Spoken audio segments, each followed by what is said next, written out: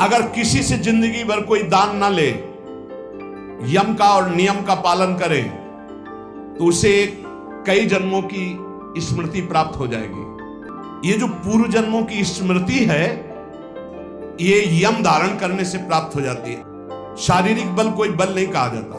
ब्रह्मचर्य में सामर्थ्य होती संकल्प बल की। जाओ ऐसा, फिर वैसे ही होगा। कहीं भी वो भयभीत होना, कहीं भी शंका कर लेना, कहीं भी पराजित हो जाना उसके स्वभाव में नहीं होता। जो ब्रह्मचारी होता स्वभाव में नहीं होता। भगवान परशुराम जी का आश्रय लिया, इसलिए परशुराम जी कमजोर है। और सत्य का पालन करने के लिए धर्मनिष्ठ, इसलिए चेला बहुत जोरदार हो गए भीष्म जी। आशीर्वाद दीजिए विजयी भाव का। बोले योद्धा तो मैं ही हूं, तुम्हारा विपक्ष का मैं आशीर्वाद नहीं दे सकता, पर हां बलपूर्वक युद्ध करना, बलपूर्वक युद्ध करना। आखिरी युद्ध जितना भयानक हुआ कि गंगा जी अष्टवसु सब जागृत हो गए। राधे राधे आप सभी को। महाराज जी ज्ञान वाले सत्संग में आप सभी का स्वागत है। सत्संग को हम अंत तक सुनेंगे राधा नाम जप करते हुए। ये जो राधे राधे पीछे आपने सुना होगा यम नियम धारण करना चाहिए। अगर यम नियम धारण करता है तो उसमें बड़ी दिव्यता आती है। क्या यम ये 5 होते हैं। किसी की हिंसा न करना, सत्य आचरण, सत्य भाषण, सत्य विचार, किसी की चोरी न करना, सदैव ब्रह्मचर्य का पालन या गृहस्थ में उचित ब्रह्मचर्य का पालन, और अपरिग्रह, किसी से भी दान न लेना। ये यम है।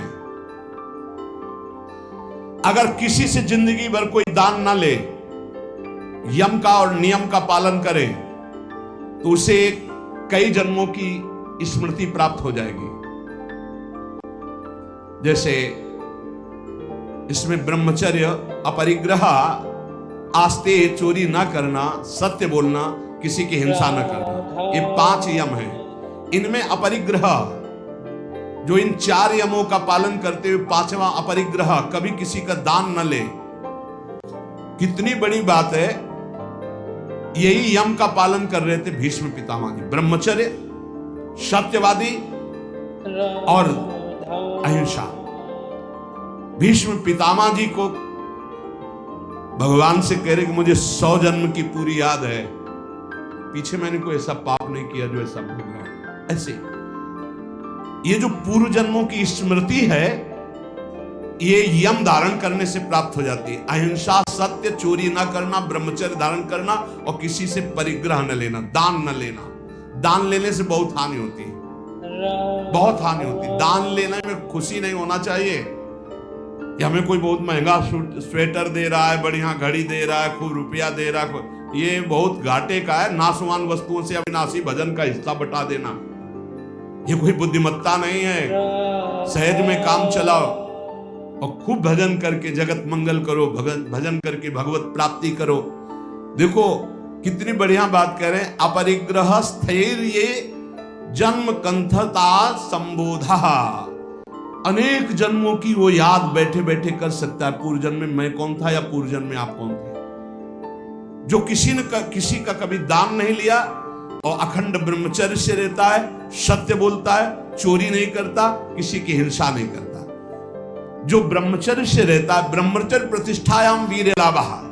ब्रह्मचारी जैसा कोई बलवान नहीं होता। शारीरिक बल कोई बल नहीं कहा जाता। ब्रह्मचर्य में सामर्थ्य होती संकल्प बल की। जाओ ऐसा, फिर वैसे ही होगा। अध्यात्म बल बहुत बढ़ जाता है ब्रह्मचारी का, आत्मबल बहुत बढ़ जाता है। कहीं भी वो भयभीत होना, कहीं भी शंका कर लेना, कहीं भी पराजित हो जाना उसके स्वभाव में नहीं होता। जो ब्रह्मचारी होता स्वभाव में नहीं होता। ये खास बात होती है। भगवान परशुराम जी के पास जब अंबा जी गई, अंबा जो काशी नरेश की 3 राजकुमारियों में एक थी, उन्होंने कहा कि मैं आपसे सहायता चाहती हूं भृगुवर, मैं आपकी शरण में हूं, शरणागत की रक्षा करनी चाहिए। बोले पहले तो तुम्हारा स्त्री स्वरूप है, वैसे ही अधिकार बनता है रक्षा का। दूसरा तुम शरण में हो, बोलो कौन त्रिभुवन में ऐसा है जो तुमको कष्ट दे रहा है। बोले पहले वचन दो कि मैं उसको मारूंगा। बोले निश्चित परास्त करूंगा उसको। बोलो कौन है? तो कहा आपके प्रिय शिष्य भीष्म। एक बार तो परशुराम ने भीष्म के द्वारा ऐसा कैसे अपराध बन गया, क्या हुआ, पूरी घटना सुनाई। तो उनका वैसे तो उन्होंने ऐलान किया था कि मैं हस्तिनापुर नरेश के लिए इन राजकुमारियों का अपहरण कर रहा हूं। उन्होंने ये तो नहीं कहा था कि मैं अपने लिए, उसी समय तुम्हें बोल देना था कि मैं साल्व से प्रेम करती हूं, तुम्हारी त्रुटि रही। तो उनका भगवान में समझ रही थी कि आपके शिष्य आप पक्ष लेंगे। बोले बिल्कुल पक्ष नहीं लूंगा, तुम शरणागत हो, तुम्हारे लिए मैं मेरी आज्ञा का पालन करेगा। अखंड ब्रह्मचारी भीष्म जी, वो अखंड ब्रह्मचारी भगवान परशुराम जी, दोनों सत्य पे हैं, दोनों महान हैं, पर एक गुरु है एक शिष्य, पर एक इच्छा का अनुमोदन कराने के लिए अपनी द्वेष वृत्ति का भगवान परशुराम जी का आश्रय लिया, इसलिए परशुराम जी कमजोर है। और सत्य का पालन करने के लिए धर्मनिष्ठ, इसलिए चेला बहुत जोरदार के हो गए भीष्म जी। बुलाया भीष्म जी को बाहर हस्तिनापुर के, अर्घपाद्य आदि लेकर गए, प्रार्थना की, परिक्रमा की, दंडवत किया। बोले मेरी आज्ञा है अम्बा को स्वीकार करो। बोले कदापि गुरुदेव नहीं, क्योंकि सब कोई जानता है सत्य के आगे कुछ नहीं, और मैं सत्य प्रतिज्ञा किया हूं कि अखंड ब्रह्मचर्य रहूंगा, जीवन में कभी संतान उत्पन्न ही नहीं करूंगा। तो उनका युद्ध या अम्बा, तो उनका युद्ध गुरुदेव से युद्ध, उन्होंने ही विविध प्रकार के दिव्यास्त्रों की शिक्षा भीष्म जी को दी थी जब गंगा जी ले गए। और गंगा जी ने और भी दिव्यास्त्र सिखाए थे जो परशुराम जी को भी पता नहीं थे। ऐसे थे, रोज युद्ध होता, पहले जाते, परिक्रमा करते, साष्टांग दंडवत करते हो, कहते आशीर्वाद दीजिए विजयी भव का। बोले योद्धा तो मैं ही हूं, तुम्हारा विपक्ष का मैं आशीर्वाद नहीं दे सकता, पर हां बलपूर्वक युद्ध करना, बलपूर्वक युद्ध करना। आखिरी युद्ध जितना भयानक हुआ कि गंगा जी, अष्टवसु सब जागृत हो गए, उपस्थित हो गए। भीष्म जी ने एक अस्त्र ऐसा चढ़ाया था जो परशुराम जी के पास काट नहीं थी, निश्चित परशुराम जी का वध हो जाता। गंगा जी आकर के पकड़ लिया और कहा नहीं नहीं, ऐसा बिल्कुल ठीक नहीं है। समस्त अष्टवसु आ गए। तो उन्होंने कहा मां, ये प्रत्यंचा पे चढ़ा हुआ धनुष तभी उतरेगा जब गुरुदेव अपना रथ पीछे कर दे, अपना धनुष नीचे कर दे। गुरुदेव कैसे नीचे कर से? अष्टवसुओं ने, समस्त देवताओं ने कहा प्रभु आपका चेला है, अब आपको धनुष नीचे करना पड़ेगा। अगर छूट गया तो आपके पास काट नहीं है, आप अबद्ध हैं, फिर भी बद हो जाएगा आपका। भीष्म जी के बाण तभी धनुष से उतरे जब वो रथ पीछे हटा, धनुष नीचे किया, कूद गए, परिक्रमा की, और गुरुदेव बोले जा विजयी भव, कहते विजयी हुआ। तो सत्य, ब्रह्मचर्य, अहिंसा, अपरिग्रह बहुत बड़ी ताकत है। ब्रह्मचर्य में बहुत बड़ा बल है, उसको आज हमारी समाज समझ नहीं पा रही। यम नियम के बिना जीवन बिल्कुल पशुवत जीवन है। यहां कह रहे हैं ब्रह्मचर्य प्रतिष्ठायाम वीर लाभा, महान बल, जो चाहो आप कर सकते हो संकल्प के द्वारा। जो आपको दिव्यता किसी में दिखाई देगी वो ब्रह्मचर्य की होगी।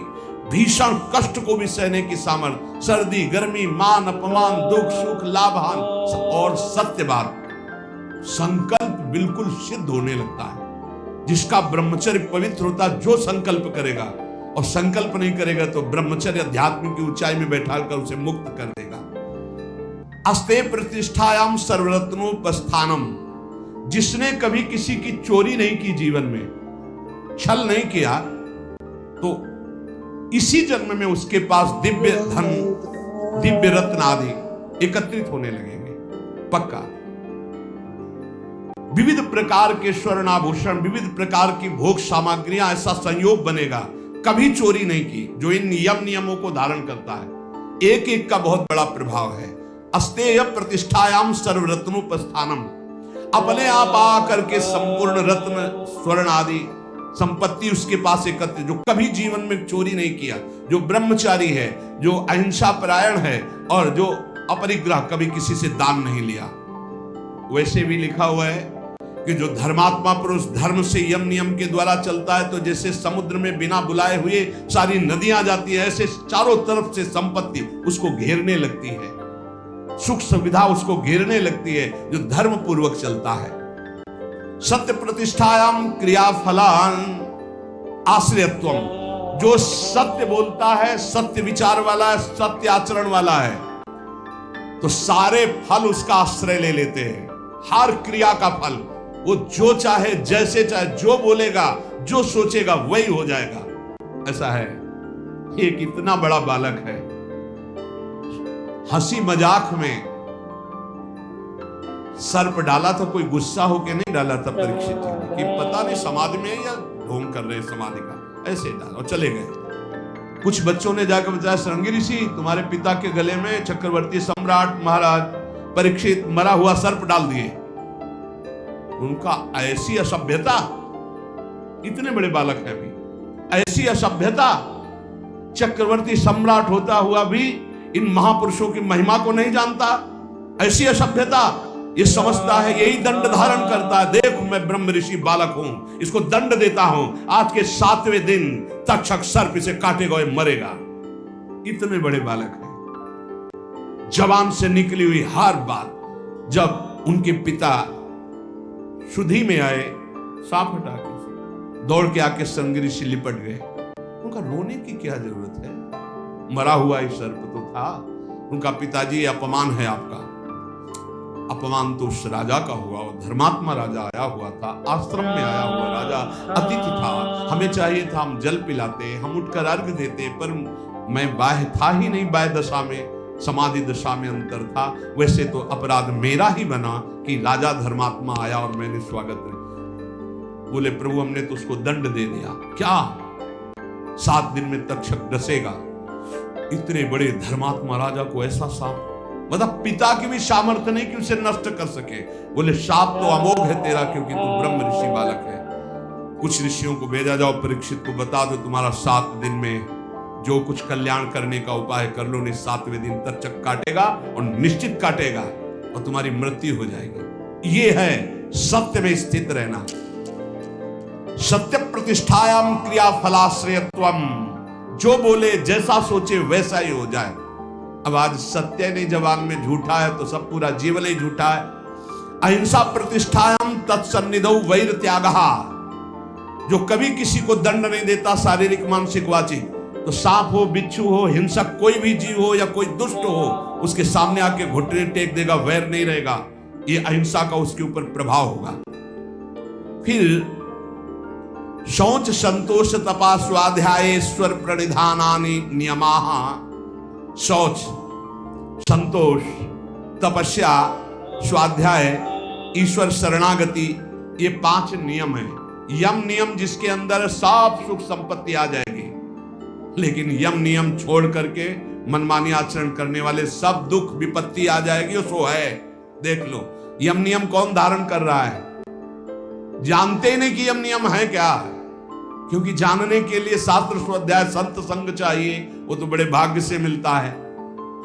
5 यम जिनका फल सुन चुके, यम अहिंसा सत्य अस्तेय ब्रह्मचर्य परिग्रह, इसलिए हृदय में ये 5 यम, मन वचन कर्म से किसी की हिंसा न करना, सत्य बोलना, सत्य आचरण करना, सत्य विचार करना, किसी की चोरी न करना, सदैव ब्रह्मचर्य का पालन करना, किसी का भी किसी तरह से दान स्वीकार न करना, ये यम। और शरीर पवित्र रखना, संतोष हृदय में रखना, तपस्या के द्वारा मन इंद्रियों को पावन करना, अपने इष्ट ग्रंथ का स्वाध्याय करना और अपने इष्ट देव की शरण में रहना, ये नियम। यम नियम का जो पालन करता है वो सब भरपूर हो जाता है, लौकिक पारलौकिक समस्त सिद्धियां उसे प्राप्त हो जाती है।